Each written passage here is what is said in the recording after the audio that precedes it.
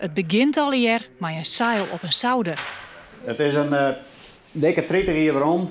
Toen heeft Pieter Brouwer, mijn collega op Stetenjacht, hebben wij de zeil erop rommen. Ik zei je Pieter, wou je ook een tuigje hebben? Ik neem een tuigman naar huis. Ik zie er een heel mooi tuig uit. Mooie vak, een mooi zeil, geweldig karton.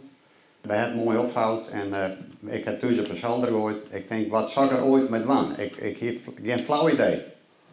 En dit is het worden. Een zeil met de skippers van het zogenoemde vleugelklassement.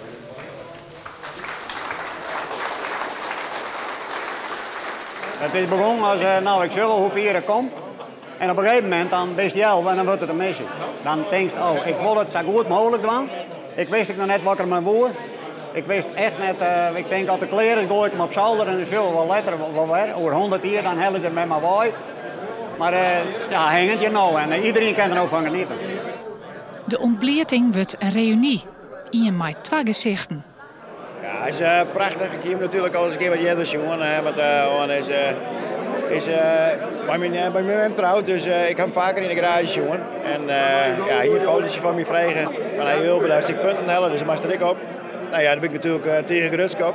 En nou, voor mij is het goed slagen. Dus het is een prachtig mooie historie van het scootjeszeilen. En dat begint bovenin en het eindigt onderin. En er is nog ruimte, dus er is nog volle meertakomst. Prachtig.